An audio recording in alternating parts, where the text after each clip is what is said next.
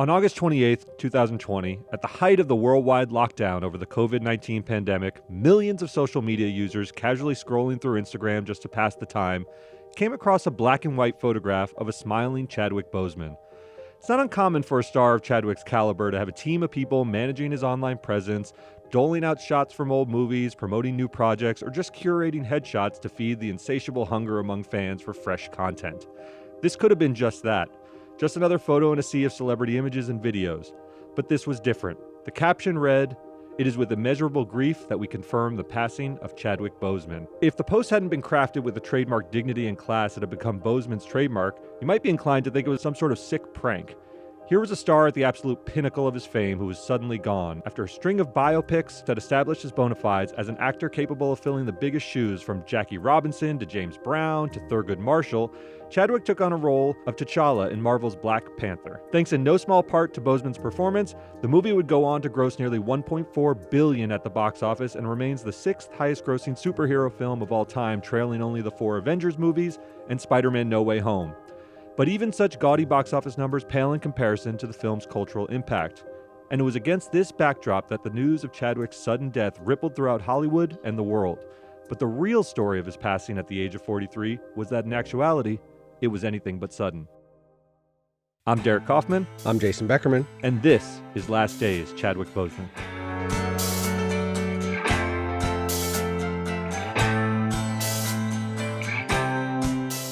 It is rare, to say the least, for a celebrity with Chadwick's level of fame and visibility to suffer with an illness for an extended period of time without the media catching wind of it.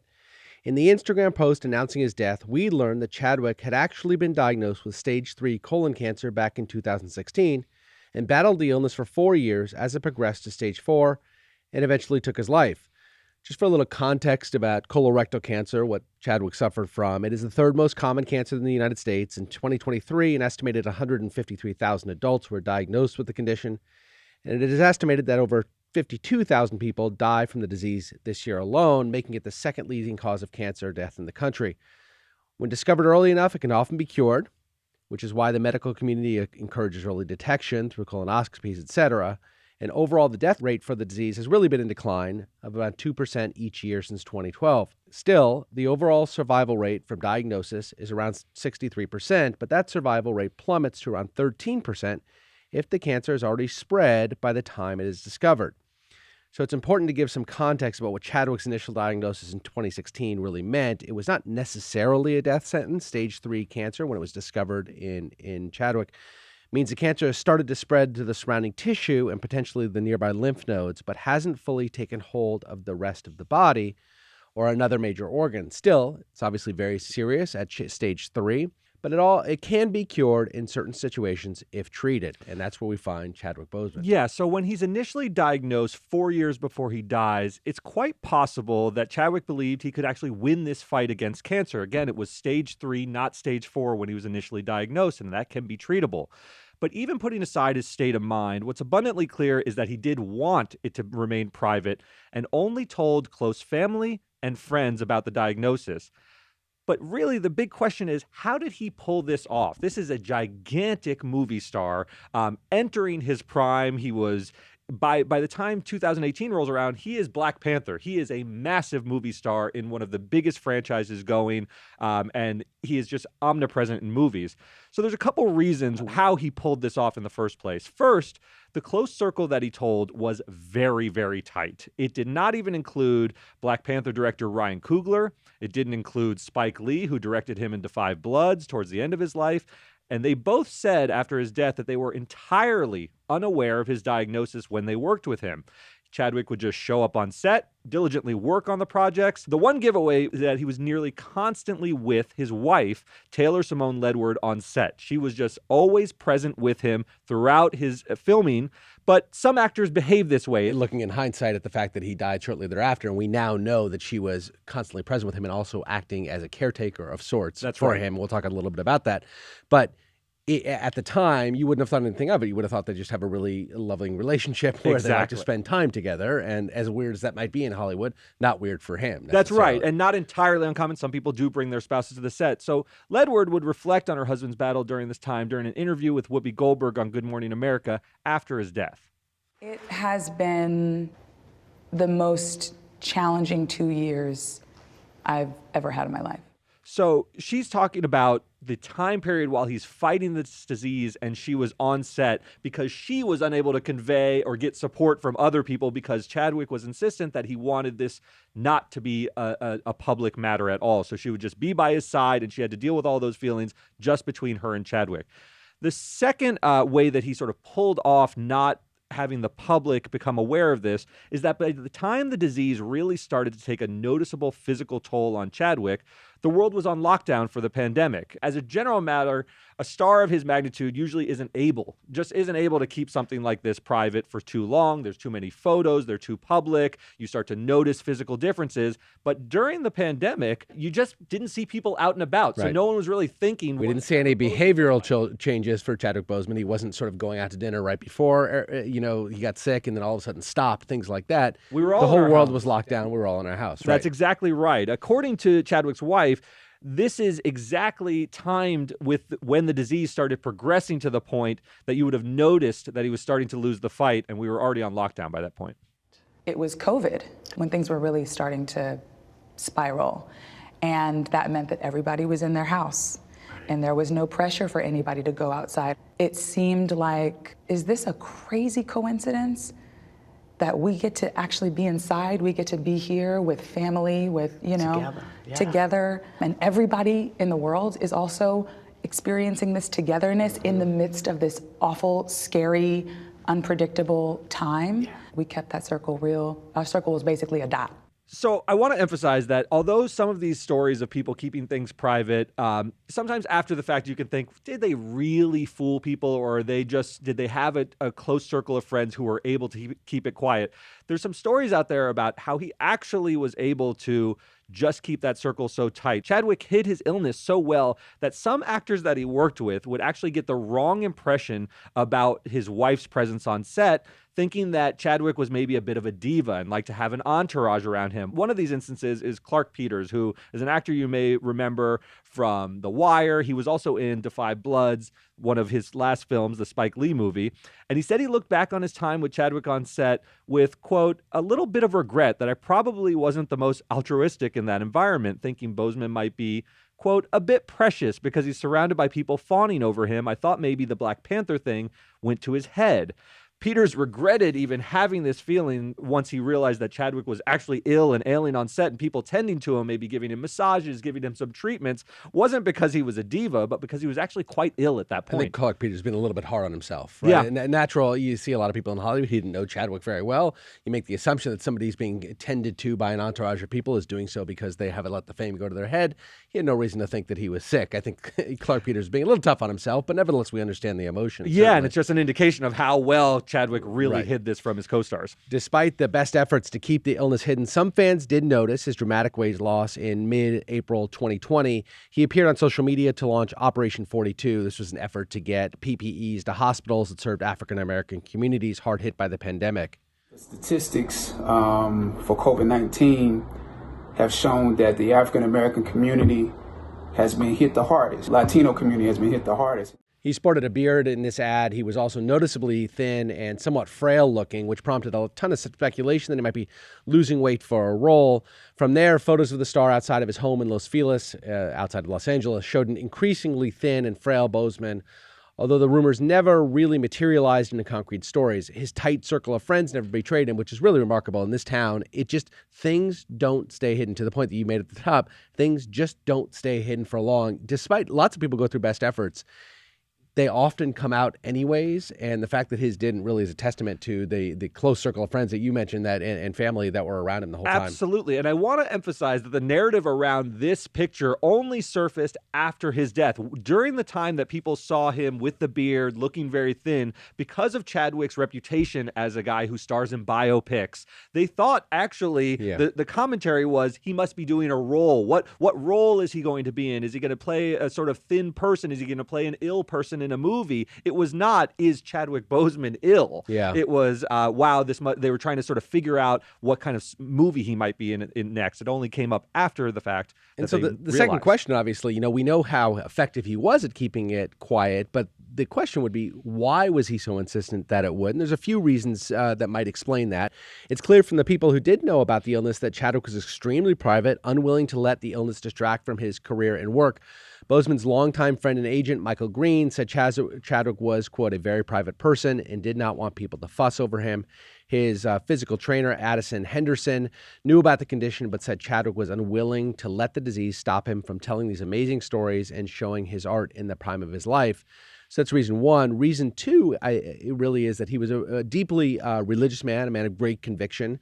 He leaned on his relationship with God to get him through the tough times rather than seeking sympathy from other people. Boseman's brother, Derek, is actually a pastor and was by his brother's side before he passed away. And Derek said that Chadwick would say Alleluia as he battled the horrific pains. Derek also revealed Chadwick's last words to him, looking his brother in the eye and saying, quote, "Man, I'm in the fourth quarter and I need you to get me out of the game." And Chadwick died the following day. Yeah, so what's painted here when you learn about his life after the fact is that he didn't want this to be a distraction from his art. That's a big theme that you hear. Remember, he played Black Panther, who is a superhero and a very physical presence. He didn't want people thinking about what a triumph to play this role while you're sick. He wanted just the art to speak for itself. You're getting a picture of a man of a deep and abiding faith, which is important, and a man who was private. And he likely would have been quite uncomfortable with the world making a giant fuss over him. You know how it is when somebody's sick. People that have been in your life, even at the sort of the fringes of your life, are all going to come out and wish you well. And there's going to be tons of news stories on TMZ and other similar programming, talking, wall-to-wall coverage about Chadwick Boseman's declining health. And clearly this is a man who wanted nothing to do with that at all. Yeah, and even if those are well wishes and there's the nastiness of the internet, it still can become omnipresent in your life in a way that you don't feel you have any other identity other than your illness. And it's clear Chadwick did not want that. So his career is entering his prime. I mean, there's no two ways about it. He sort of is in his early 40s, but he's really at the pinnacle of his career. He started a little bit late. He wasn't a young star at 22 or 24. I remember the first time I remember him was in the Jackie Robinson biopic, and then goes to James Brown, and you mentioned Thurgood Marshall, and then he gets T'Challa, and the world is now, he is suddenly an A++ actor in the biggest movie franchise in the history of the world,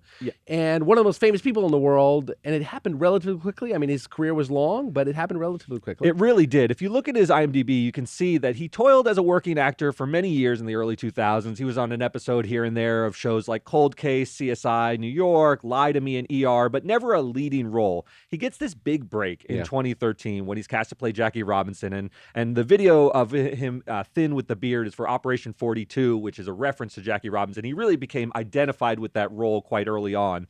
And it's, look, I've seen that movie. You're a big fan of the Dodgers. It's a fairly paint-by-numbers biopic. It doesn't have a sort of long history as a great movie. But what is true is that his performance in that film is incredible. And it caught a lot of people's attention. I mean, people talked about the movie very little because it wasn't very memorable, but they did talk about his performance for sure. Absolutely. And so beyond physically looking the part and pulling off the athleticism in a convincing way, which is no easy feat, we've seen a lot of sports movies where that comes up short, his performance just really stands out. He's clearly better than the material. He's playing the role with that sort of quiet dignity that was Jackie Robinson's hallmark, but still managing to show those flashes of charisma and star quality that make a good performance. The movie ends up grossing $97 million on a $40 million budget, which is it's a big success. That's a successful movie. Not MCU numbers, but solid enough to say... For a biopic, a mid-budget biopic, that's pretty great. good. Yeah, you're closing in $100 million. Yeah. He's a bankable movie star at that point. He goes on to become the sort of go-to biopic actor. He makes Get On Up about James Brown in 2014 and Marshall about Supreme Court Justice Thurgood Marshall in 2017. I remember very well in our newsroom, it became sort of a joke to say, like, when's Chadwick Boseman going to play this guy? When we would pitch someone in the room. He was just that presence. He was such a good actor. We did it all in good nature. We weren't making fun of him. We were just saying, this is the guy who's cast in everything. Yeah. In 2016, he also films a part for MCU's Captain America Civil War. It's the same year as his cancer diagnosis, but the part just catapults him into the role of his lifetime, T'Challa, the Black Panther. He goes on to star as T'Challa in 3 Marvel movies, 2018's Black Panther, 2018's Avengers Infinity War, and 2019's Avengers Endgame. All of these, you'll note, are after his cancer diagnosis in 2016. So he films all of his roles as the Black Panther while fighting stage 3 cancer. It's absolutely incredible. The movies have brought in a combined $6.25 billion worldwide. But even apart from the commercial success of these films, the movie is just a cultural phenomenon. Black Panther, yeah. Black Panther. It breaks ground as the first full-fledged black superhero, and Chadwick knew just how important the movie was to black culture. We knew that we had something special that we wanted to give the world, that we could be full human beings in the roles that we were playing. Boseman's death in 2020 wasn't the end of his acting career because he was able to successfully keep the illness hidden from those outside of his circle. The actor was able to work on projects that would not come out until after his death. Most notably, he appeared alongside Viola Davis in the critically acclaimed Ma Rainey's Black Bottom and even got a posthumous win of a Golden Globe for his performance that year. It was accepted on behalf of him by his wife with a tearful and moving speech. He would say something beautiful, something inspiring, something that would amplify that little voice inside of all of us that tells you you can, that tells you to keep going, that calls you back to what you are meant to be doing at this moment in history. Yeah, you know, Jason, as an aside, I've seen Ma Rainey's Black Bottom, and it's noticeable at this point that he's very, very thin. This is a movie that is largely structured around Viola Davis, who's the star of the movie, and she's a sort of big, boisterous, loud voice sort of singer, and he is purposefully thin in the movie because he's a background instrumentalist. So. Yeah. Watching it, if you didn't know that Chadwick was suffering, which we didn't, yeah. Although at the time you see the movie, he has already passed. Right. But if he hadn't passed, it would have fit perfectly with the role. This is not a sort of leading man type role. He was supposed to be like a background musician for this big superstar. So he's not the. It wouldn't have been anything of note unless you know that he was sick at that time. But in hindsight, looking back, knowing what we know, and obviously, to your point, he had passed once the movie came out, it's quite evident what he's going through at this time. It's quite evident that he's frail, and it's quite evident that he's struggling.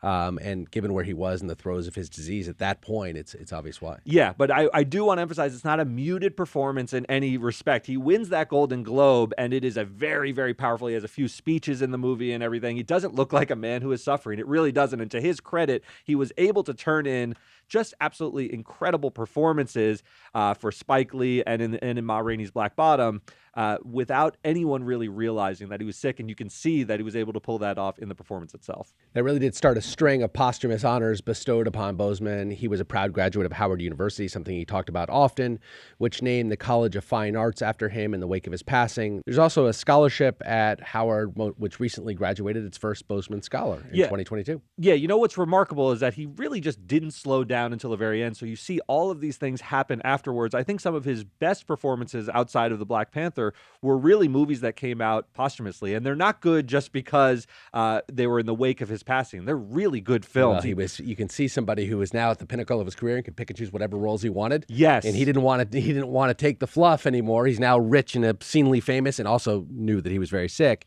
and wanted to take things that were more meaningful. And so he started doing that. Yeah. I mean, you think about those last two films, Ma Rainey's Black Bottom. He also turns in this incredible performance in Spike Lee's Vietnam drama, Da 5 Bloods, which came out in 2020 and is actually the film that led to his interaction with Clark Peters that we referenced earlier.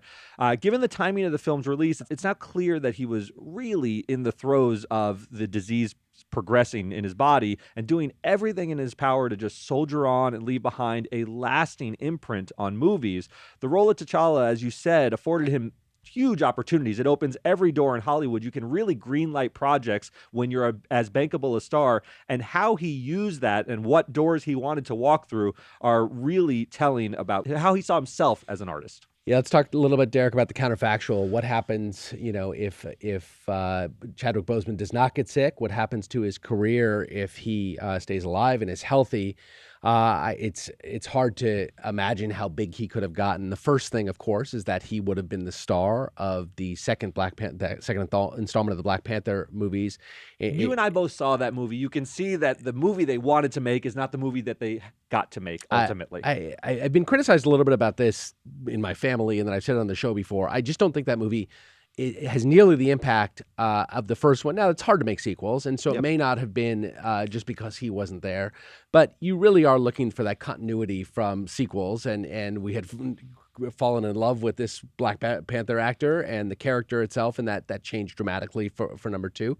He casts a huge shadow over that movie. There's no denying it. Letitia Wright was game and tried her best, but she wasn't tasked to play the Black Panther in the initial sort of inception of that movie. The other thing that he could have done, every one of these movies is now being spun off into streaming television shows. I have little doubt that they would have tried to capitalize on the incredible IP that they had in the Black Panther franchise, and Chadwick would have been at the center of that.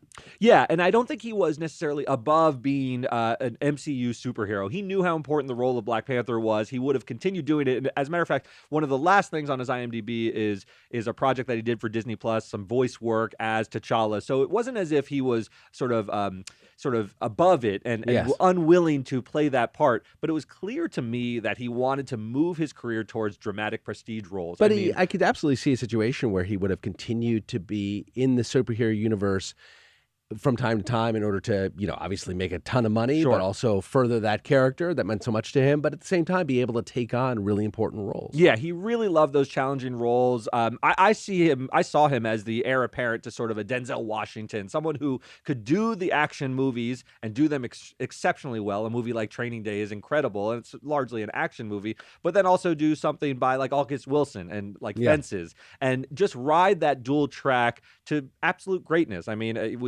I think Chadwick had a lot left to give. He was in his early 40s, and he was really just hitting his stride as an actor. Letitia Wright, who was Chadwick's co-star in the original Black Panther movie and really the heir apparent to the Black Panther in the sequel, Black Panther Wakanda Forever, spoke about Chadwick's passing in a very, very moving way, and it seems only fitting to give her the last word.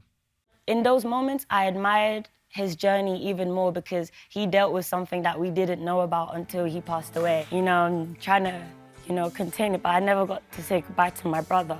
So just going through that situation, it was another opportunity for leadership and strength to come out, and just for him to be such a leader at a time when, he was facing so much.